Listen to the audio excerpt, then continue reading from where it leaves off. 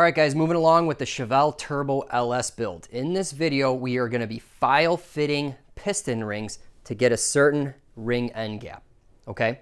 So why is ring end gap important? Well, anytime you create more horsepower, even with nitrous, supercharged, turbocharged, you are packing in more heat, generating more heat in the combustion chamber, and that ring will grow.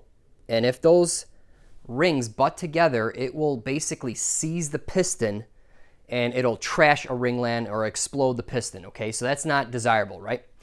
Now with this junkyard motor, people tend to get higher mileage units thinking that the ring end gap will be pretty large, and that may be true. However, you don't know unless you check. And I checked some of my stock rings and they were definitely a little lower than I'd want. So it's always a good idea to just open them up to the proper ring end gap. And that way I can sleep at night knowing I got the proper ring end gap and I won't destroy any pistons if I really lean on this engine. And a huge thanks to today's video sponsor, Summit Racing. You could check out the tools used in this video and also the piston rings. I'll leave the iCards in the upper right and in the video description below. Okay, so we're going to use a manual ring filer, part number RF001. Total Seal is the brand. Okay, so we have some instructions here. Here it is, all the parts. And what I'll do is I'll put that together, all right? And then here are some piston rings from Hastings. And in here are a couple bags. So we have the top ring, the second ring, and then both in these bags are the oil rings, okay? So definitely keep track of these as we go through this, all right? And we got a sticker and some instructions. So I'll put the part numbers of all these in the video description below. Okay, here we are at our block.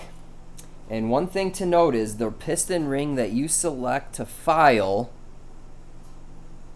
should stay in the hole that you measure it. Okay, so let's say I got a certain ring end gap here and I'm filing away and I achieve a certain desired ring end gap for in this hole, the ring should stay in here. Okay, don't file it and go, oh, okay, I'm gonna install it over here. Okay, so the bore size affects the ring end gap size, right? You got a larger bore, this is going to be larger, right? Smaller bore, and so forth. Okay, so to install the ring, just ring end gap down, and then you kind of just push it in like that, right? Now we need to square it up. There's several ways you can do this. You can use a roll of tape. Obviously this one's too small, too much tape has been removed from here. This one with a couple strips off of that would probably slide nicely to square that up. I went ahead and 3D printed this little tool here, and you basically just push it in. It's an inch down in the bore, and that'll work great too. You can also use a piston, okay, but you got to be careful to make sure that you equally push it down all the way around, okay? So now we can measure the ring end gap, and there's no point because there is zero gap right now, okay? So we need to remove all of it, okay? So let me zoom in there and show you that there's no ring end gap. So there it is. I'll point to it right there. You can see it's completely closed. So let's go ahead and take it to the ring filer and grind some off. Okay, here are the instructions for the rings that I got. And here the end gap depends on your application, right? So right here, force induction over 15 pounds. So that's what I'm going to go with. So you take your bore, which is 3.78 times 7 thou, and I end up at 0.27. So 27 thou ring end gap for the top. I'm going to go to 0.28 because that's the feeler gauge that I have. Then over here for the second ring, oh, by the way, my pistons are cast. Second ring, all pistons, 0.0075 times the bore. You ended up at 0.28. So I'm going to shoot for 0.28 top and bottom. Okay, and then the oil rail, minimum 15 thou. And then over here are some instructions on how to stagger the rings when you install them. So that's good information. Okay, there's some more info here, and then I want to talk about orientation on piston. Okay, so the top ring doesn't have any markings. So this means it can be installed either way, okay? For the second ring, it has a dot right here. So this faces, the dot faces up. Okay, and that's all explained right here. Okay, so here's the ring filer. All you have to do to assemble it is attach this wheel and the handle. Pretty simple to do that. I have it C-clamped to my workbench. You're definitely going to want to mount it down. It's so much easier to use. Also, see this arrow I have drawn here? That's because you're going to want to turn this in the counterclockwise direction. And the reason for that is if the rings have any kind of plating or coating or anything, if you're turning it this way, you're not going to chip the front face of the ring. Okay. Also, since the file is going down, it's pushing the ring down. Okay. If you're going this way, it would lift the ring up, and it just wouldn't work well. Okay. And there's these two pins here, which you're gonna rest the ring on. Okay. Now, the instructions say to file the ring equally from both sides, but what I find difficult with that is you might get a taper in the cut, and then it's going to be hard to correct it. So I'm going to choose to only file from this guy here on this side. Okay? So when you have it up against the pins, you're going to want to put 2 fingers here to keep it down, and then see here with my thumb, I'm going to be pushing here with my thumb. So that's going to generate the pressure into the grinder, okay? And how much pressure you put is going to be directly correlated with how much material it's going to remove, all right? So, let's get this going. I'm going to eyeball this and just get this guy real square there. And I'm probably going to go like 15 turns, okay? Because we have a lot to remove, and I've done a few of these, and it usually takes like 30 to 40 turns to get to our desired result, but we want to creep up on it, okay? So let's go ahead and get this going.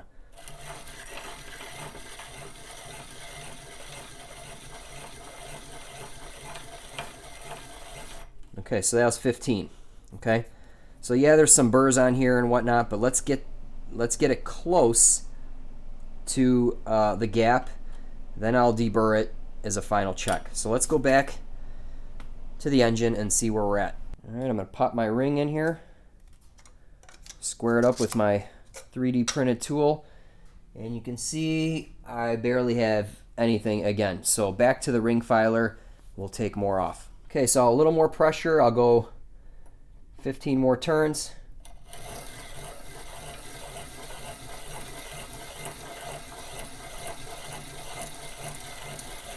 Okay, that was roughly 15. All right, let's go back and check on the engine. Oh, one more thing I want to notice is the top ring and the second ring file at different rates. So it's different material or whatever, but the material does not come off the same. Okay, so go slow, take your time.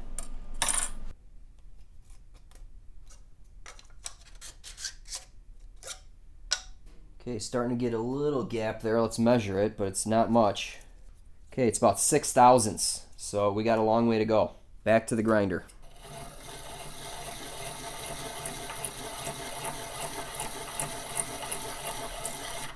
Yeah, we're at 12 thou.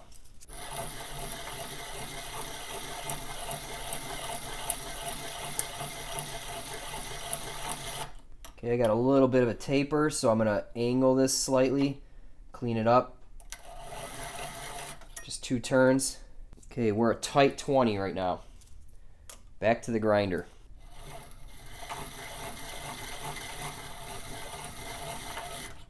Okay, we're at a tight 22, so almost there.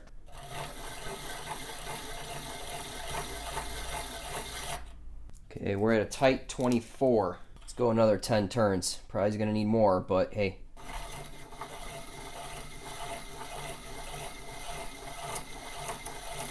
We're still nice and even, which is awesome.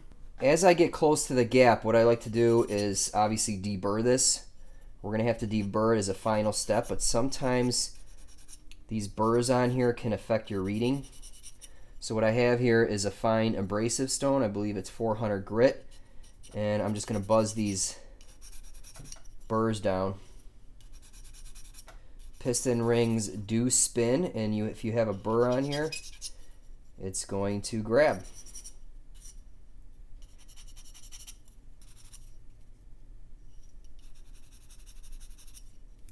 is a tedious process. Okay, 25 fits. 26 is tight. And we're going to go up to 28. Oh, 28 fits. Let's just double check that one more time. All right, so we got our 028, which looks great. So it was those burrs. I noticed that as soon as I deburred it, it opens up the gap a little bit. So when you get in the 24 range or so, start deburring it and then start checking it. Okay, so this ring looks good. Let's go ahead and do the second one. Let me go ahead and grab that and we'll see where we're at. Okay, here's the second ring. We will install it. And there's absolutely no gap. So to the grinder we go. Okay, here's our second ring. There's a little dot here which denotes the top. I've noticed that these tend to grind faster than the top ring.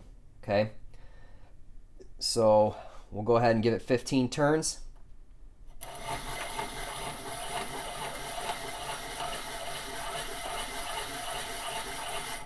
All right, here's our first check. Well, we got it upside down, not like it matters. All right, barely any gap there, but there's something. Let's measure it. Okay, we're at tight 13. Okay, so we did 15 turns and got 13 thousandths. Okay, so if I did another 15, I'd be at like 26 or so. So let's go 10. So you'll start getting a feel of how much to go. Okay, so that was 10. And what I'm going to do is I'm going to deburr this because that affects the reading. 18's getting a little tight. 20 won't go. All right, so we're at 18. Okay, we're at a tight 22.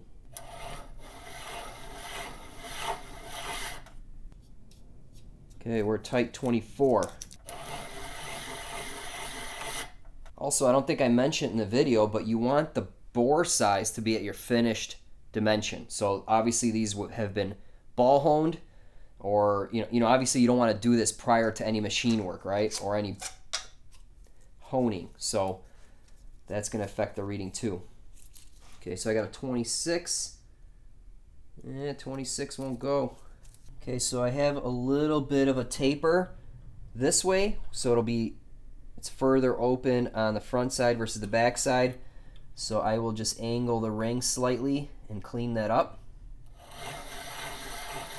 Usually like 3 turns or so will clean that up.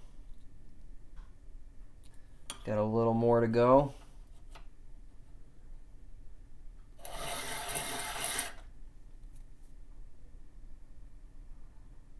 Okay, that looks pretty good. Yeah, that looks nice and straight now.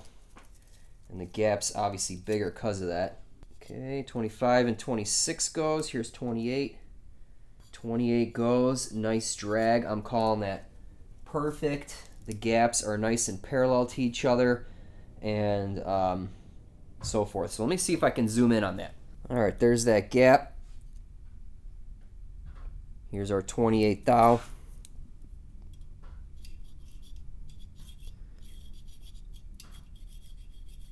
Fits in there nice. All right. Okay, here are the 2 oil rings that I selected for this. This goes above and below the expander ring. We don't have to gap these, but we just want to make sure they're cool. Okay, so the instructions say 15 thou minimum. Okay, so I got a 15 thou here, and it fits right in there. Okay, so I just want to double check these.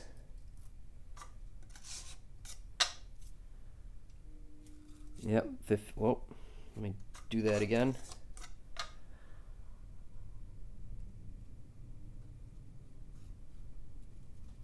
Okay, 15 thou fits in there nice and snug, so those are cool. Alright guys, so that's how you file rings. I did 4 pistons already on one side, so that's 8 rings, right? And it took me about an hour and a half. Okay, so this is a 3-hour job, at least, okay? Take your time. I know it's tedious. You got to go back and forth, but you can always take away material, but you can't add it. So you don't want to go too far, okay? Check out all this filing dust from all the rings. So 3 hours chipping away at this. All right, so I finished up installing all the piston rings except for this last guy here. So let's head over to the workbench and we'll put on those filed rings. Okay, time to install the rings. These, the top and second have been filed. The oil rings inspected. This guy you don't do anything with. Those have been cleaned with solvent. And then I'm using this little diagram here which tells you where all the gaps go. And I'm also using this tool to install the piston rings. It's basically some wedges. The ends sit in there, they get jammed in there, and you could spread it over the piston pretty easily. All right, so they want this, let's do the oil ring first. They want the expander to go here. And you flip it 180. Okay, so I just flipped it around 180. Now we can do these oil rings. So I'll start at the bottom of this expander. And then you kind of just work this guy around. And they want the gaps to be about here and here. So that's the bottom. Got the expander on there. Now we'll do the top oil ring right here. So these are really easy to put on because they're very thin. Okay, so we got the bottom and top here and here, and the expanding portion opens up right here. Okay, so now, they want the number 2 ring gap right here, and basically you're just staggering them as much as possible. Okay, so I just put that in here.